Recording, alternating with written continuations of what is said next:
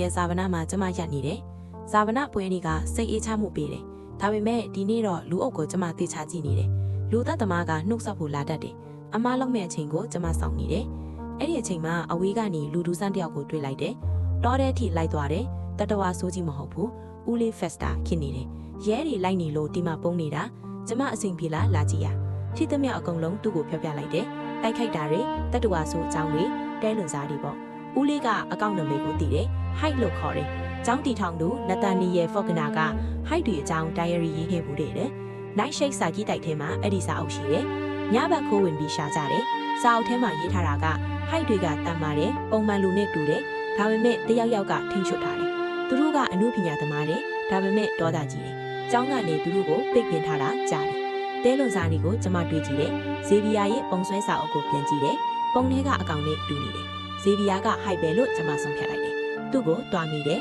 ။သူကညင်းတယ်ပြီးတော့ထပ်ပြေးသွားတယ်။ဦးလေးဖက်စတာနဲ့ကျမသူ့နောက်ကိုဆိုင်ခဲနဲ့လိုက်သွားကြတယ်။ဇေဗီယာကဆရာဝန်ဒေါက်တာကင်းဘော်နဲ့တွေ့တာမြင်လိုက်တယ်။ဆရာဝန်မကတခင်မဲဖြစ်မယ်။ Laurel Gates ဖြစ်လောက်တယ်။ Laurel Gates ကတေးဒီလို့ထင်ထားတာသူကចောင်းသားတွေကိုမုန်းတယ်။ចောင်းဦးကြီး Wim စီသွားတယ်။ဒေါက်တာကင်းဘော်ကိုတိုင်မလို့ဒါပေမဲ့ဆရာဝန်မကအထဲမှာရောက်နေတယ်။စကားလမ်းကြောင်းလွှဲလိုက်ရတယ်။အိမ်ဝိတ်ချကူတာမှုခံယူခြင်းတယ်လို့ပြောလိုက်တယ်။သူကလက်ခံတယ်။ဒါကြောင့်သူကလူဆိုးဆိုတာတေးကြသလားပဲ။နောက်တော့အခန်းပြန်လာတယ်။တယောက်ယောက်ဖောက်ထွင်းသွားတယ်။ဒိုင်ယာရီပျောက်သွားပြီးတင်းညက်လက်ကိုဓာတ်နဲ့ထိုးပြီးနေရန်မှာကတ်ထားတယ်။သူ့နာကျင်နေတယ်။ရင်ထဲမှာအေးဆက်တဲ့ဒေါ်တာဖြစ်မိတယ်။ဇေဗီယာစီထပ်သွားပြီးဆွတ်ဆွဲလိုက်တယ်။သူမလုပ်ဘူးလို့ညင်းတယ်။ကျမမယုံဘူး။တိုင်လာကဒိတ်လူဖိုးခေါ်တယ်။တရင်လူချင်းလို့ကျမလက်ခံလိုက်တယ်။ Crackstone အုတ်ကူစီသွားကြတယ်။မှောင်ပြီးတိတ်ဆိတ်နေတယ်။စကားပြောကြတယ်။သူကျမကိုနမ်းတယ်။ခဏလောက်ထူးဆန်းလာခံစားလိုက်ရတယ်။ဒါပေမဲ့လစ်ရှူရှူလိုက်တယ်။ဒိတ်လောက်ပြီးတော့အခန်းပြန်လာတယ်။အဖြစ်လူချင်းလေပစ္စည်းတစ်ခုကိုကင်ပြီးအာယုံခံကြည့်တယ်။အာယုံတစ်ခုပြင်းပြင်းထန်ထန်ပေါ်လာတယ်။ဒေါက်တာကင်းမော်ယူငန်းထဲမှာသွေးရိုင်နဲ့လဲနေတာမြင်ရတယ်။သူ့ဘေးမှာတိုင်လာရပ်နေတယ်။အင်းချီမပါဘူး။သွေးတွေပေးနေတယ်။သူကတတဝါဆိုးကြီးပဲ။ဆရာဝန်မကိုတတ်လိုက်ပြီး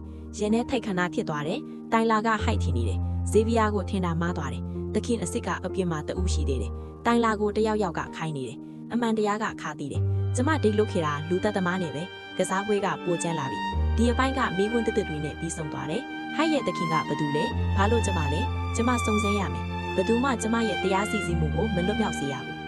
ဒီဇလန်လေးကိုစိုက်တယ်ဆိုရင် like and share လုပ်ပေးပါတော့နောက်ထပ်လည်းဒီဗီဒီယိုကိုကြည့်ချင်တယ်ဆိုတာခုနကမှပြပြပါတယ်ဇလန်ကောင်းလေးကိုဘယ်လိုချင်လို့ဆိုရင်တော့အခုဒီ page ကို follow လုပ်ထားလို့နေပါမယ်နော်